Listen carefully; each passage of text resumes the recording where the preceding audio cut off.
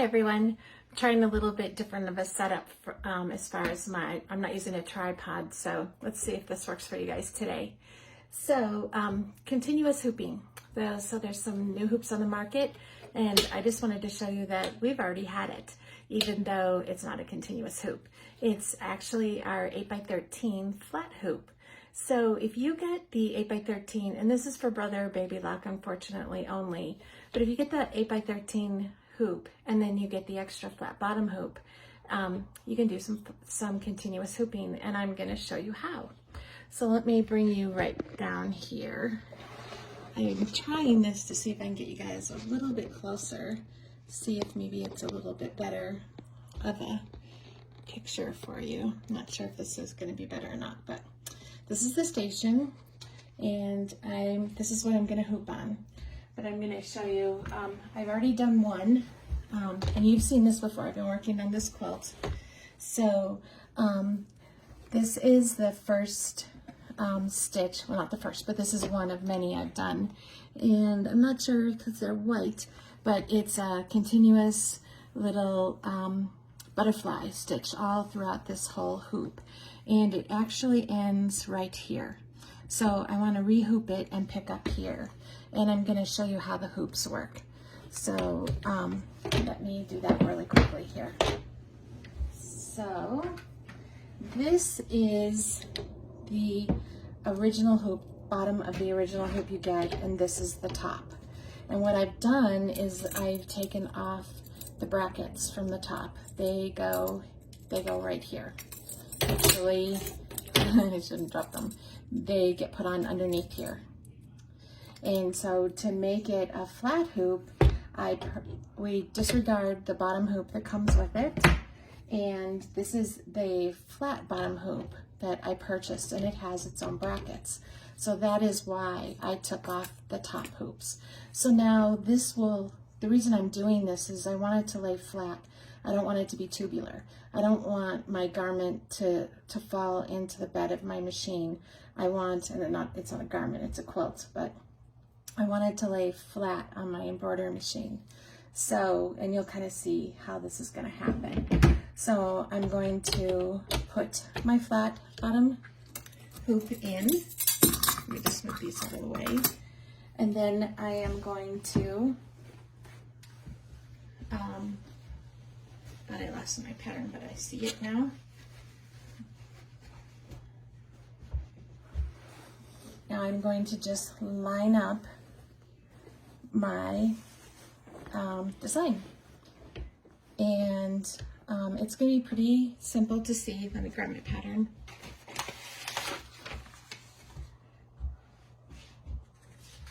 And so I ended right here, and it's going to start right here. So I want this to be just inside the pattern of my hoop. And so you can kind of see it's really easy to feel. So I can feel that I need to come up a little bit. And then I also want to be sure that I'm pretty straight. I'm going to remove this pin. Well, I can hold on to it actually, because I'm going to pin my pattern down. So I'm going to stick one pin in here. And I think I have another one over here. And this is kind of how I've seen other continuous hooping done. So this is just what I've been doing throughout this whole quilt. And so I am hooped.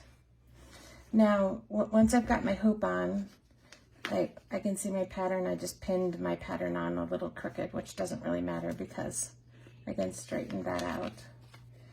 And I can see that I'm still within my pattern. And I want to take it off to make sure my hoop lines are straight, because that's important too.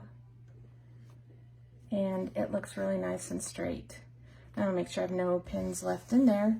And then now I can just go to the embroidery machine. I'm going to pick up with my camera right here, and I will just stitch it.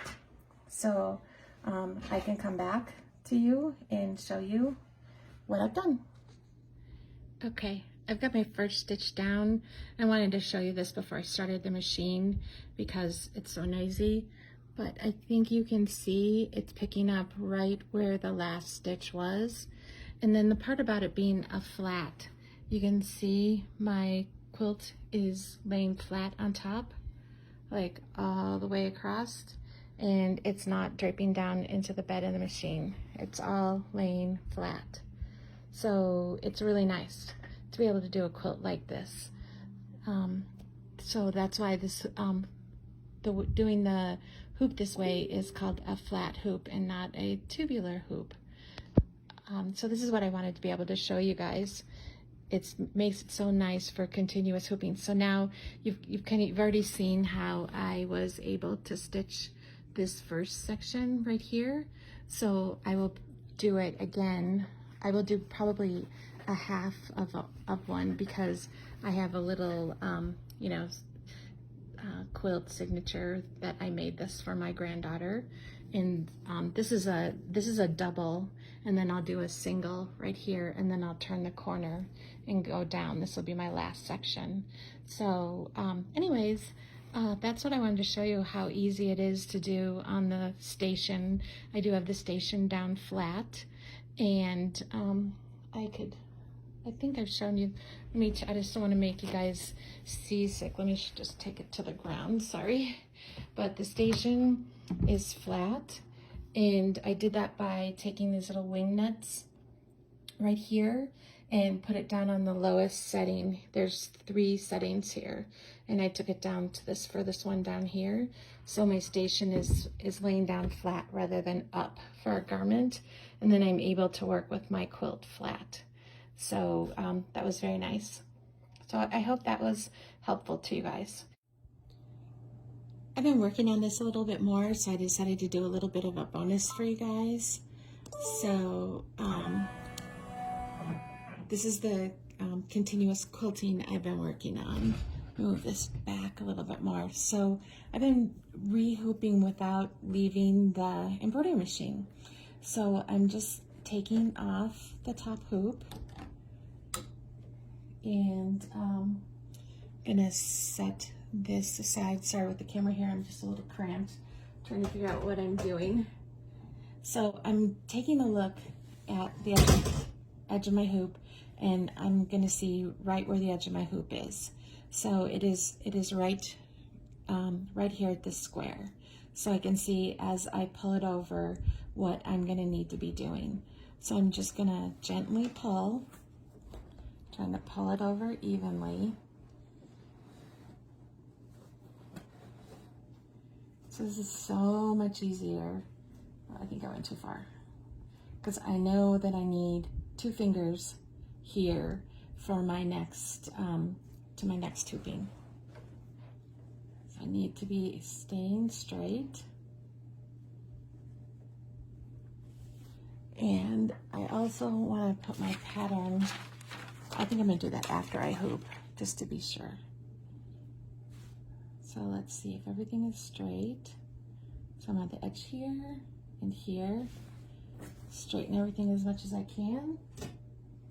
My tab is towards me, so my warning is gonna be away, and I'm just gonna gently pull it in there. So, okay. So I am just a little bit crooked, so I'm gonna pull it off again. This is so much easier than pulling the whole quilt off my machine for me. Let me just pull that back just a little bit. There, let's get the warning back. And there we go. Now I am straightened. And when it's on, then I'm a 1 finger away. When it's off, I'm 2. And then I just want to make sure that when I'm lined up with my pattern, that everything is in the hoop, and now I'm ready to stitch. And that takes me an enormously amount of less time to re-hoop it than to take my whole quilt off my machine, line it up on my table, and then re-stitch. So now I just need to go back in. I always just trace, just to be sure I know because I laid my pattern down that I'm within my hoop for my stitching field, but I just want to be doubly sure that I'm clear. I always do that with no matter what hoop I have. Even if I have a manufacturer hoop, I always do it just to be sure. And now I'm ready to stitch.